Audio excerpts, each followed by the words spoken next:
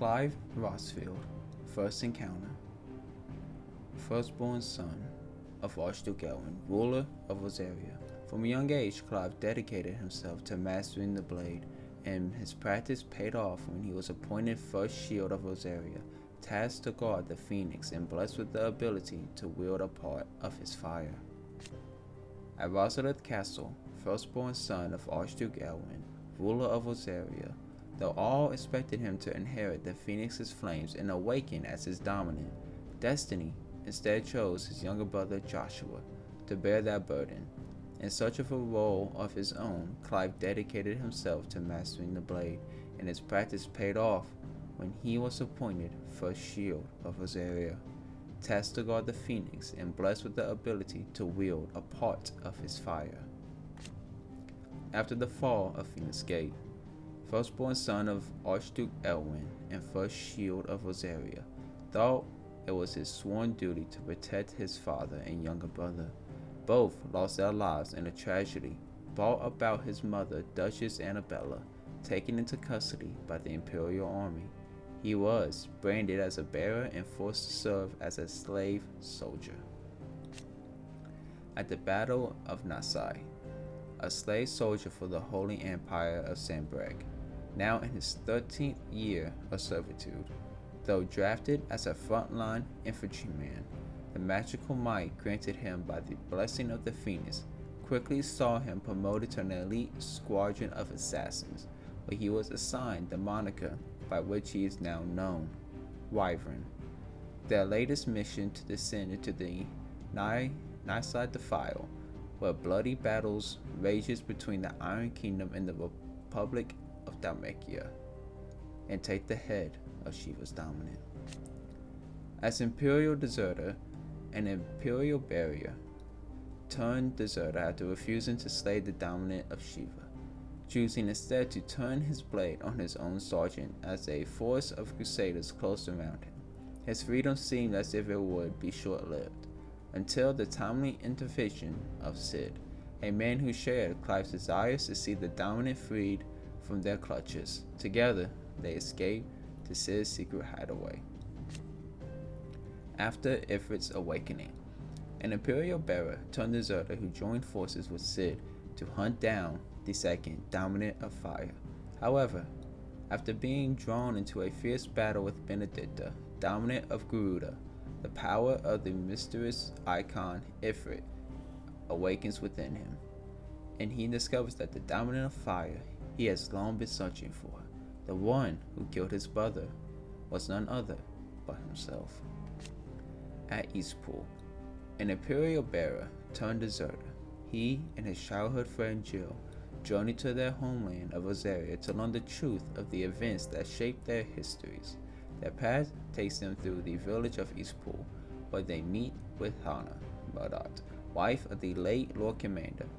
She presents Clive with a set of clothes that once belonged to his father.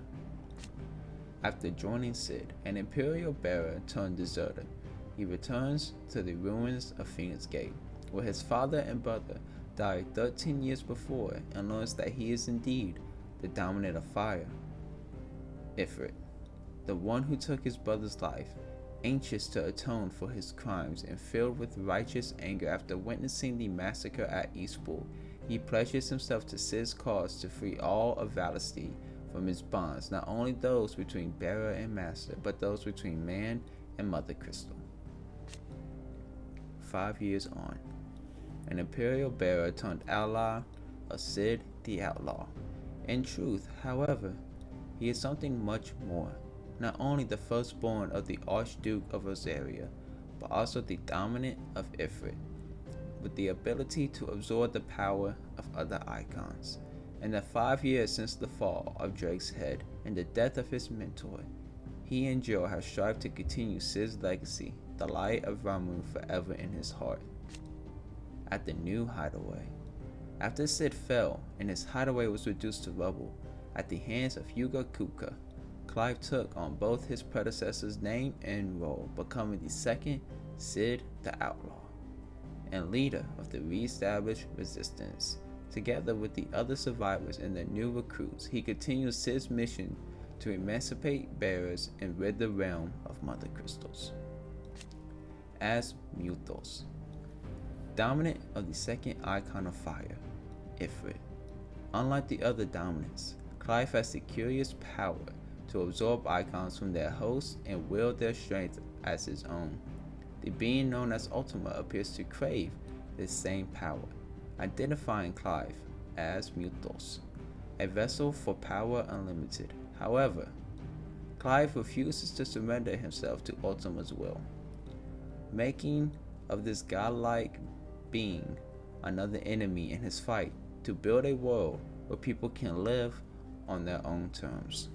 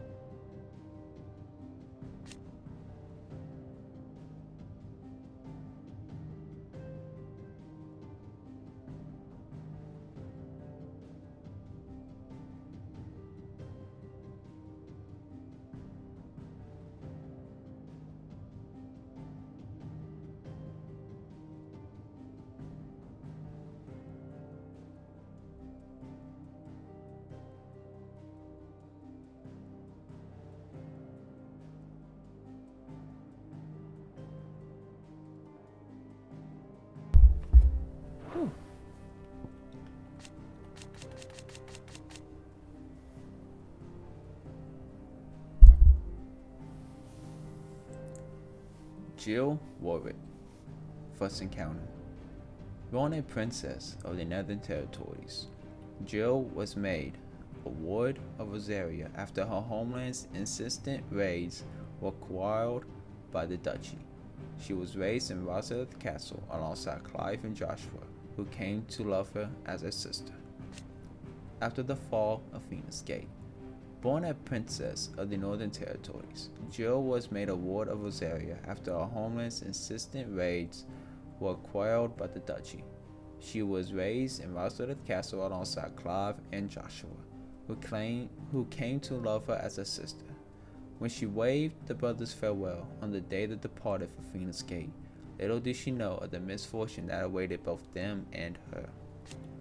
At the Battle of Nisai, Dominator Shiva and Clive's childhood friend, in the depths of the Nisai Defile, the two came to blows at the orders of the armies that enslaved them.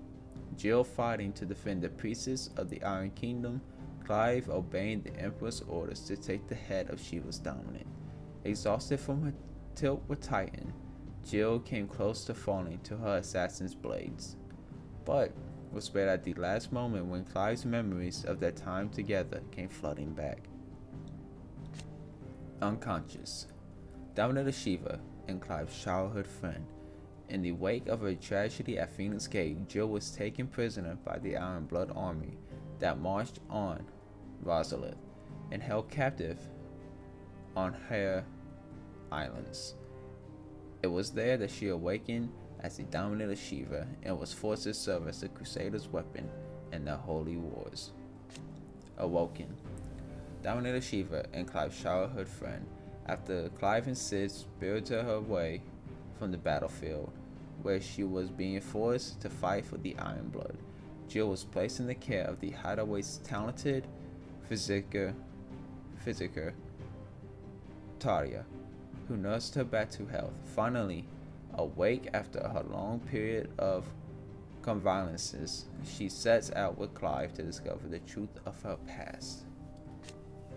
5 years on, Dominator Shiva and Clive's childhood friend, after Clive and Sid spirited her away from the battlefield where she was being forced to fight for the Iron Blood, Jill was placed in the care of the hideaway's talented Berserker Tata, who nursed her back to health. 5 years have now passed since they followed Drake's head, and she and Clive continue Sid's mission to emancipate bearers and rid the realm of Mother Crystals. At the new hideaway, Dominator Shiva and trusted confidant of Clive, leader of the new hideaway, together they continue Sid's mission to emancipate bearers and rid the realm of Mother Crystals.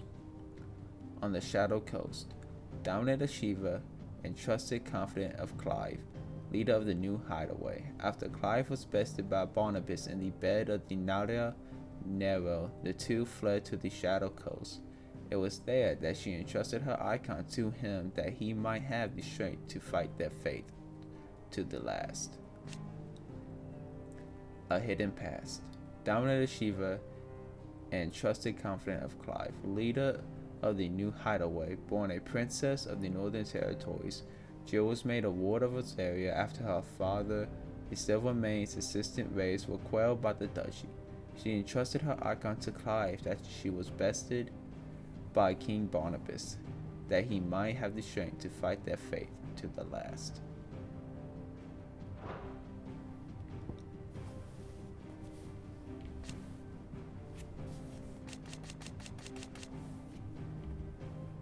Torgal, first encounter.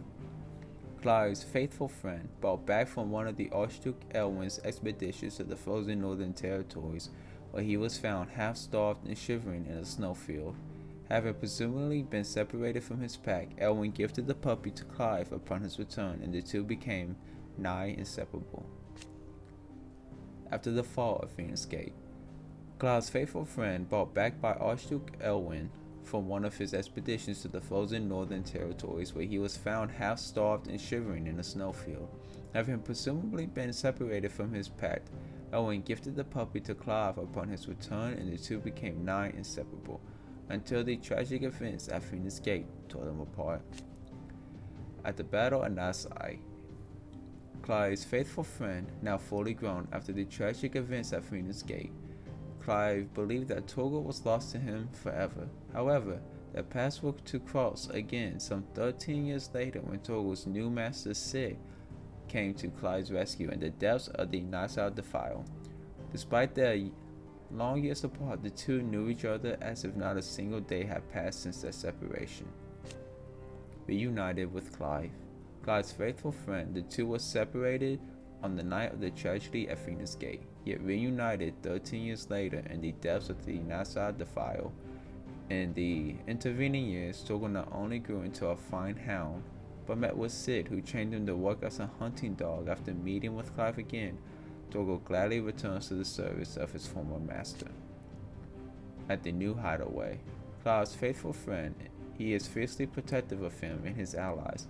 Loath as he is to lose his best friend again, and never strays far from Clive's side. Putting the hunting skills Sid taught him to use in fending off foes and picking up trails. A fine hound. Clive's faithful friend, who was fiercely protective of him and his allies when Jill came close to death in the courtyard of Rosalith Castle. Something awoke within him, transforming Torgal into akin to an icon. Unleashed. Clive's faithful friend, who is fiercely protective of him and his allies. However, it emerges that he is much more than a mere scent hound. He is a rare Frostworth, imbued with a sorcerer's strength that he is able to call upon to defend his allies in times of crisis. The Blood of Fenrir. Clive's faithful friend, he is a rare Frostworth imbued with the same sorcerer's strength as his ancestor Fenrir, which he calls upon to defend his allies in times of crisis. Though the manner in which he primes into his pharaonic form is reminiscent of Dominants summoning their icons, Torgal calls not on his own icon, but upon the powers of those who have walked beside him over the years, and with whose aether he has become imbued. A hidden past. Clive's faithful friend, after the two were separated in the tragedy at Phoenix Gate, Torgal continued to search for his missing master, sniffing out anything that bore Clive's scent and carrying it home to the secret island hideaway. It was during one of his forays on the mainland that he encountered Sid, who took the lonely Torgal in, fashioning an anklet for the lovelorn pup, which he treasures to this day.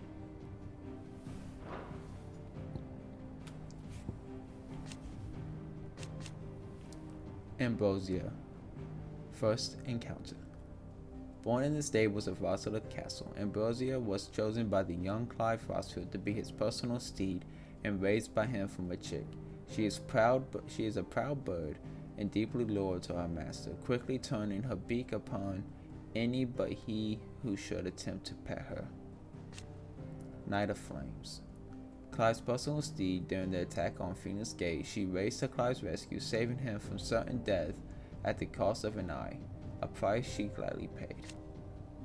As Whiteheart.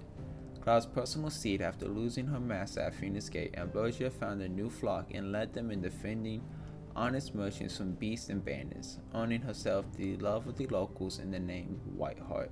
Indeed, it was one local's insistence that she be defended in turn that led to her happy reunion with Clive. Nectar.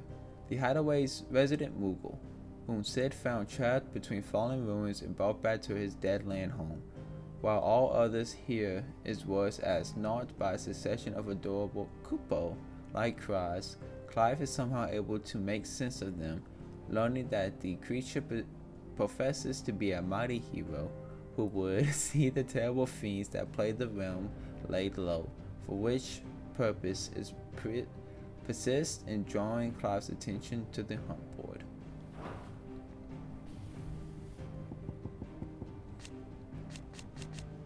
Sodolphus Telamon. First encounter. Cornered by a battalion of Iron Kingdom Crusaders in the depths of the Nassau Defile, Clive thought his end was nigh, until Sid appeared and spirited him and Jill away to his secret hideaway in the Deadlands. Dominant of Ramu. Founder and leader of the hideaway, where he and his comrades labor to liberate bearers and dominants from servitude, a life that Sid knows all too well, as he bears the burden of being the dominant of Ramu, Warden of Thunder. No longer does he fight for any one nation, but for all the people of Valestia. History with Benedicta, leader of the Hideaway and dominant of Ramu, Warden of Thunder. Born in a land beyond the Twins, Cid journeyed to Valestia as a sword for hire. It was here that he entered the service of Waloed, awakened as a dominant, and was finally elevated to Lord Commander of the Royal Army. However, he was soon to abandon his post in Benedicta that he might instead create a world where bearers and dominants can die on their own terms. A shocking truth. Leader of the Hideaway and dominant of Ramu, Warden of Thunder, in his quest to create a world where bearers and dominants can die on their own terms, he unearthed a shocking truth that the Mother Crystals were the cause of the all-consuming blight. He makes plans to see the Mother Crystals fall, that Valestia and her people might be saved. Cid the Outlaw, leader of the Hideaway and dominant of Ramu, Warden of Thunder, his plan to create a world where bearers and dominants could die on their own terms meant destroying the Mother Crystals, an act of blasphemy that would see him forever denounced as an outlaw. It was during their mission to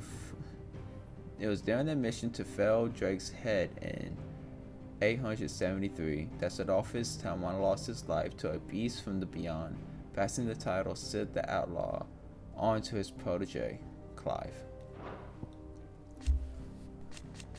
Benedicta Harmon, commander of the Kingdom of Valu's elite intelligence, who sits by her liege's side at the highest tables of state, most recently in the negotiations with the Dalmex at the Ziventaria stronghold. That Barnabas is not the only one whom she shares a special bond. Benedicta also has eyes and ambitions for Hugo Kuka. With the Royal Intelligence, commander of the Kingdom of Valu's elite intelligencers, and a true scholar of the blade, who leads her loyal minions from the front after attending the negotiations with the Dalmex at the Ziventaria stronghold, where she crushed the hosts of the Republican army while encouraged those of Hugo Kupka. She parted company with her liege lord in order to lead a secret intrusion into imperial territory. At the Kar Northern, commander of the Kingdom of Valu's elite intelligence and the dominant of Garuda, the Warden of Wind, while her dalliances with Hugo Kuka would appear to be not by a ruse guided by the hand of King Barnabas, her love for her former Lord Commander Cid was deep and true, and left an equally abyssless hole in her heart when he fled Waloed. Hugo Kuka. Hugo Kupka, first encounter. Kupka's awakening as the dominant of the Icon Titan thrust him into the forefront of Dalmatian politics, winning him influence over both the Republic armies and his policy making, as well as a personal fortune. He has little love for his country, taking advantage of his position to benefit himself and himself alone. His love for Benedicta Harmon, however, is absolute, and he will gladly betray his every ally, just to be with her. Revenge exacted. Kupka's awakening as the dominant of Icon Titan thrust him to the forefront of Dalmatian's politics, winning him influence over both the Republic's armies and his policy making, as well as a personal fortune. His greatest treasure, however, was always Benedicta Harmon. So when a servant of Waloed informed him that his love had been slain by Cid, his fury toward the outlaw and his allies knew no bounds. In pursuit of Cid. A prominent economic advisor to the Dalmatian Parliament and dominant of Titan, he has little love for his country, taking advantage of his position to benefit himself and himself alone. After learning that Cid the Outlaw, the man who slew the love of his life, Benedicta Harmon, still lives, he tasks his personal guard with capturing and torturing bearers in order to draw out his nemesis and take his revenge.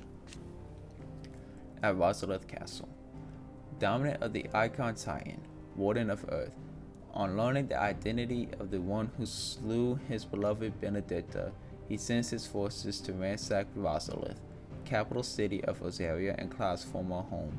In hope of drawing him out, Clive takes Clive takes up the offer and is able to best Kupka in battle, cutting off his hands in the process. But before Clive can deal the finishing blow, the helpless Hugo is spirited away by a mysterious man from Waloed. Final breaths. Dominant of the Icon Titan, after losing his hands to Clive's blade in the cryptid of Vasilith Castle, he was spirited back to Dalmatia by his ignominious Wagluda ally, Lord Harbord.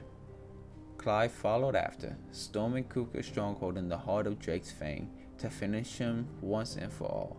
The duel that ensued, first with Titan, then with something even more terrible, led not only to Kupka's long-awaited demise, but to that of his nation's mother crystal. Dion Lesage, Dominant of Bahamut, Warden of Light.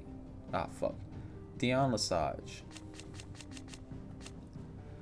Dion Lesage, first encounter.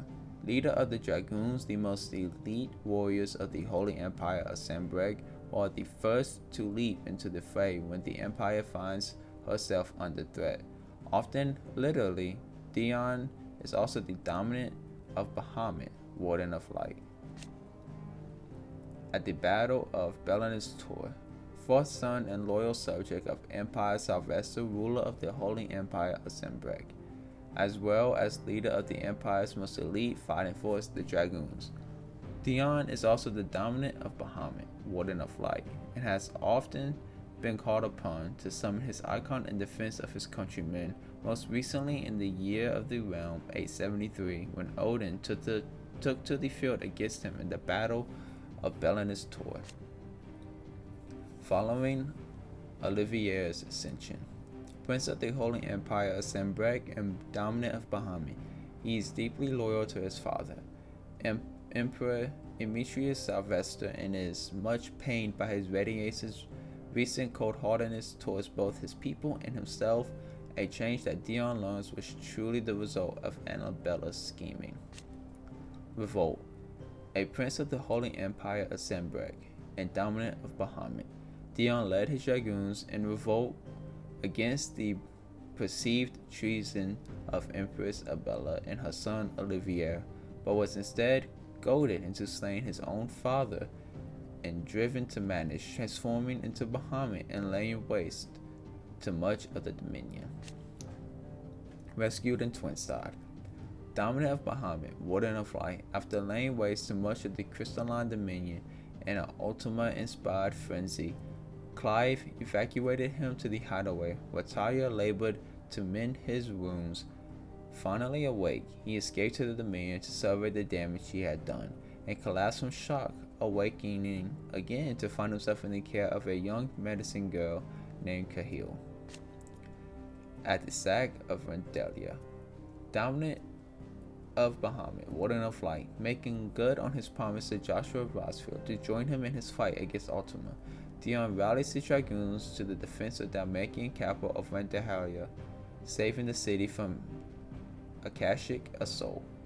He entrusts his troops to Eugene Havel before setting out to pledge his personal loyalty to the Rosfield's cause. Meeting with Clive. Dominant of Bahamut, Warden of Light, knowing all too keenly how Ultima's machinations are ushering the world to its doom after the events in Twinside, Dion pledges his allegiance to Clive and Joshua Rosfield, arriving on the Enterprise just in time to ride the brothers' rescue into Stoneyear. A renewed resolve. Dominant of Bahamut, Warden of Light. Before he joined the Dragoons, Dion spent his youth studying that he might assist his father in ruling the Empire. On returning with Clive and Joshua to the hideaway, he is reunited with his old tutor, Hippocrates, who inspires in him a renewed determination to bring Ultima's evil to an end.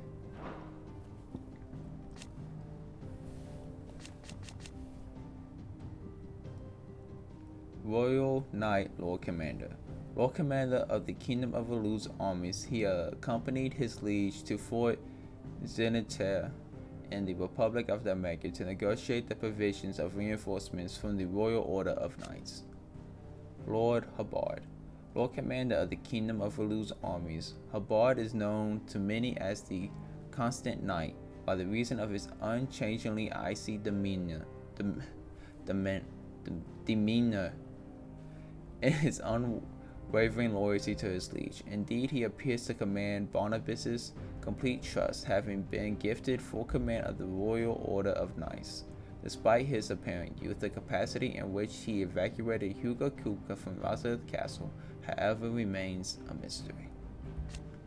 In Old Canver, Lord Commander of the Kingdom of Valu's armies, Spinopania was known to many as the Constant Knight by the reason of his unchangingly icy demeanor and his unwavering loyalty to his liege. Bested by Clive Rosfield after he and his master slaughtered the Guildsmaster and Republic mercenaries in the Canavarian Ogoria.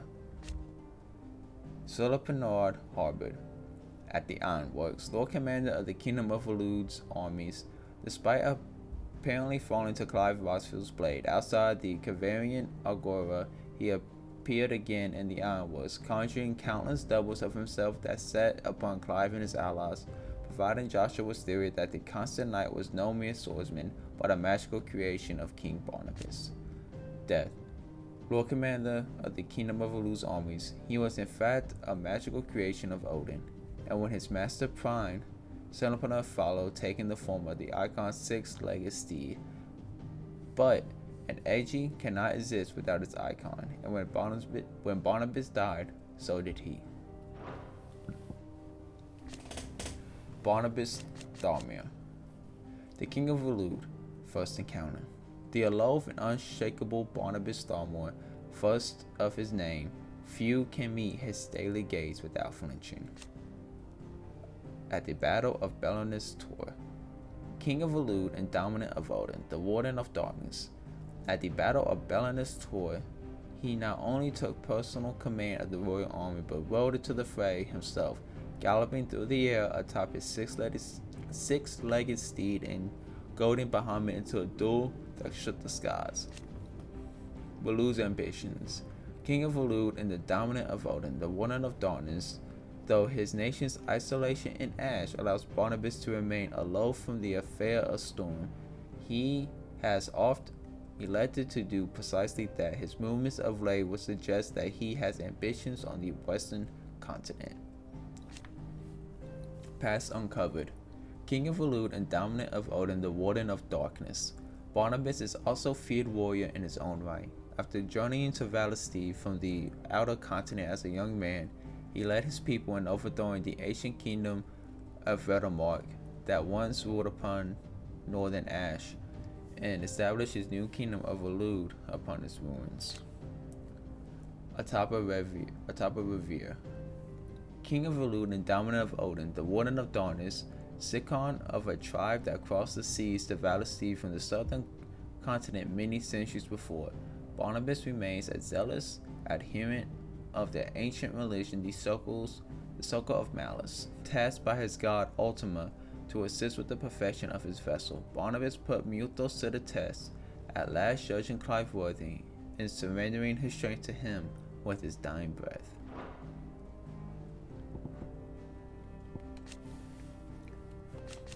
Otto. First encounter.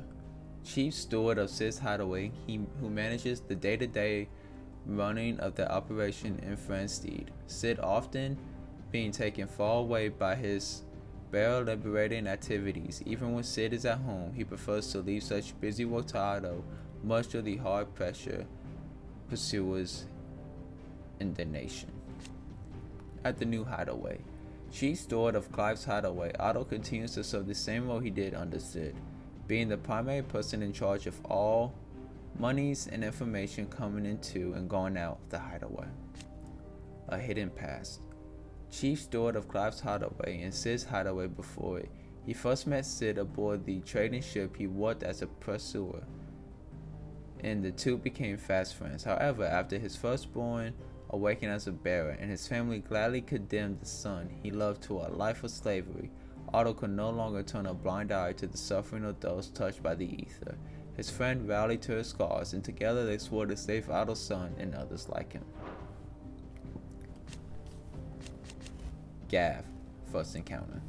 Sid's faithful scout, who puts his legendary nose to work in tracking the movements of slavers, soldiers, and any other objects of interest to the hideaway.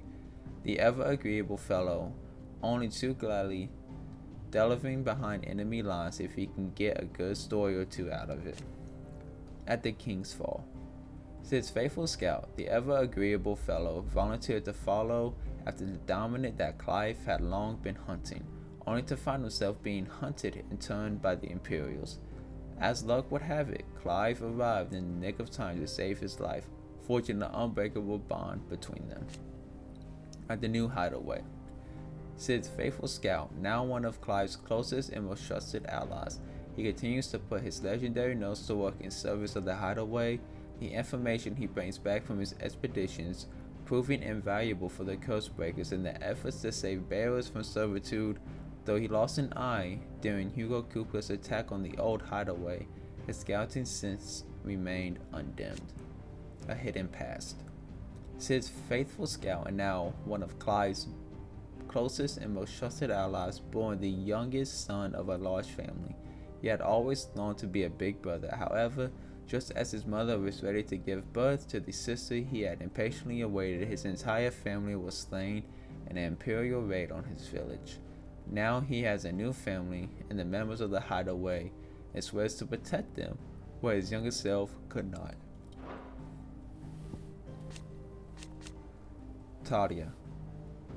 Resident physician of Sid's hideaway, Talia is an expert in all manner of medicine and medical intervention, skills that are indispensable in their deadland home, where they cannot call on healing magics.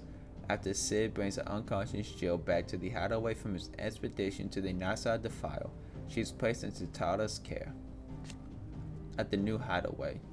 Resident physician of Clive's hideaway and trusted ally of the cause, branded as a bearer from birth and forced to serve as a battlefield healer. Talia put her surgical training to use in removing her own brand, a procedure she has since perfected and offers to any other escaped slave. A hidden past. Resident physician of Clive's hideaway and trusted ally of the cause, she learned much of her knowledge of non-magical interventions in the Southern Isles, where she served as a branded healer. With her magic next to useless in the Blighted Land, a man she called her mentor taught her the true physician's art. Fate brought the two together again in her mentor's final hours. Long past healing, it was all Talia can do to use the skills he taught her to ease his pain. Karen. First encounter. One of the Sid's most trusted allies, a merchant who calls the hideaway her home with a little help from her hard-working yet long-suffering apprentice Goots. She can source whatever supplies the residents of the hideaway need, provided they are willing to pay. She wears a glass eye in her right socket. At the new hideaway. One of Sid's most trusted allies after Sid's hideaway was later raised by Hugo Kuka and his minions. She and her hard-working yet long-suffering apprentice Goots followed Clive to the new hideaway in Benumir, where they serve him in the same capacity they served his predecessors, sourcing whatever supplies her fellow residents are in need of. A hidden past. One of Sid's most trusted allies, a merchant by trade, Karen was born in the lands of Alastia. She came to the twins as a weapons dealer, selling to any willing to pay, an attitude that earned her not only a fortune but a price on her head. It was while fleeing from her many enemies that she met Sid, who gave her refuge in exchange for her exclusive services. Her hard-working assistant, Scoots, who she calls her right eye, she bought from his neglectful parents.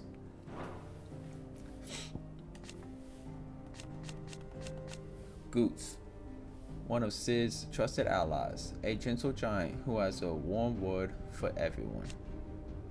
In Karen's service, an apprentice to Karen and an ally of the hideaway, a gentle giant who has a warm word for everyone, but is not afraid to put his foot down in the face of injustice.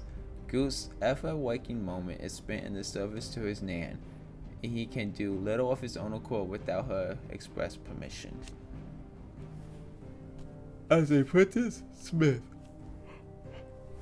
Apprenticed to Karen, an ally of the Hideaway. After Sid's hideaway was reduced to rubble at the hands of Hugo Kupka, he followed his name in joining Clive at their new home on the lake.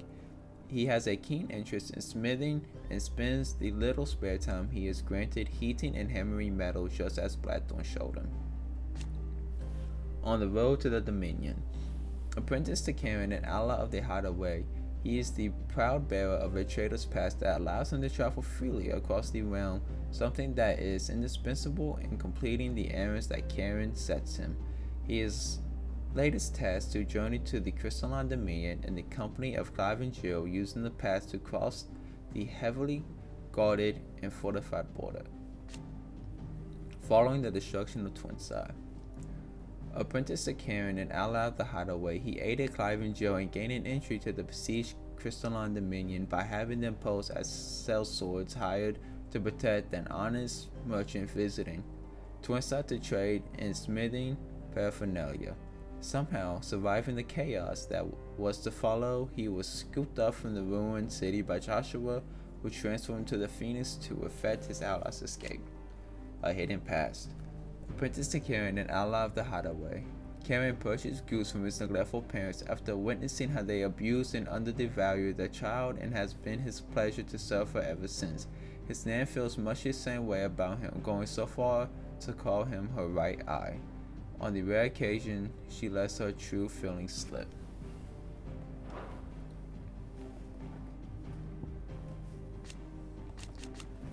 Blackthorn. Resident blacksmith of Sid's Hideaway, a sullen and secretive sort who prefers to drown his woes in drink than to share them. At the new hideaway.